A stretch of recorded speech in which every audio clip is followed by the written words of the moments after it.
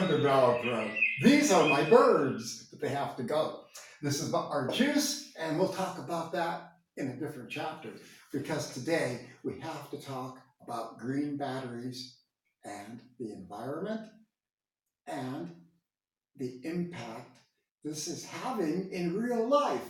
Because while it's exciting to get new gizmos with cool batteries, it's also a double-edged sword.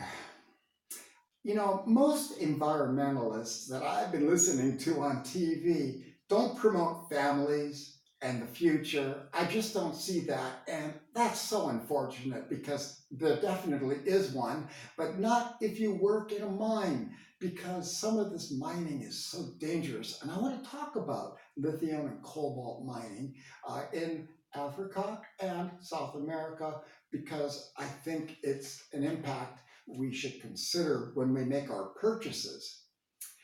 This story is about children and theoretically green batteries, and it's a true account of real human suffering in the name of environmentalism. Now, environmentalism is a great thing, and we should all do our best and do our part. However, I'm not going to eat babies, and I'm not going to become a cannibal in the name of it, like this Swedish scientist is talking about. You know, the real issues with lithium and cobalt mining are, in fact, complicated, and they are utterly destructive to many. I wish I could find a better side of the coin because I try to find both sides of the coin in stories, but this one is rather one-sided, I'm afraid. African and Central American cobalt mining destroys regions, contaminates water supplies, and promotes child labor, premature death, and is virtually unregulated. And CBS News talks about that because tens of thousands of children as young as 4 are working in these mines being exposed to cobalt. Lung disease, asthma, and breathing disorders, and much more are reported.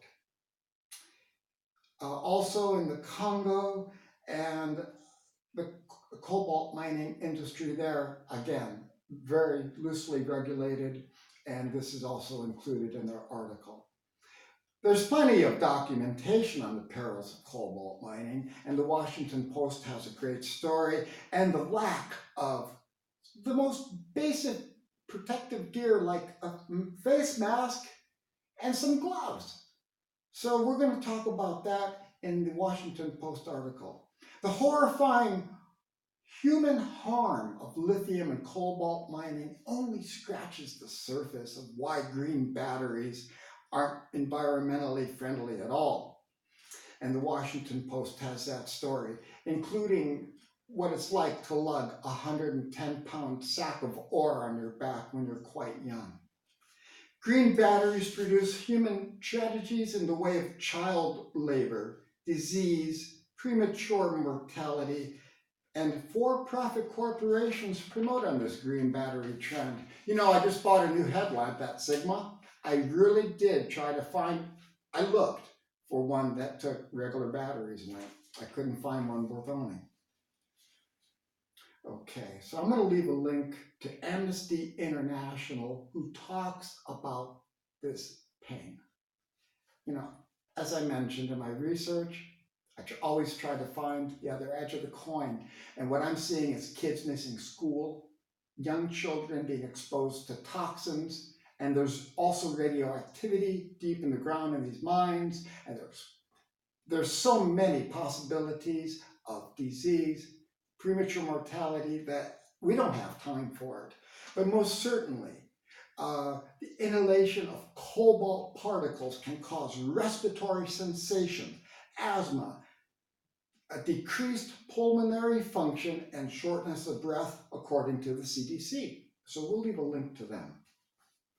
National Geographic has more on this trend of premature death in South America, and I'll leave the story. I couldn't imagine my kids dying in a mine for somebody's e-scooter battery, quite frankly. And there are alternatives, and there's better technologies coming along. So we're going to talk about that in future chapters, but we do need to kind of stay focused on where we are. Okay, I have to get going. Remember, everybody has the right to go to school, and I think we need to look at what's going on. So thanks a lot for watching. I must run. Please don't forget to share, like, and subscribe. I do watch and I do care. Thank you.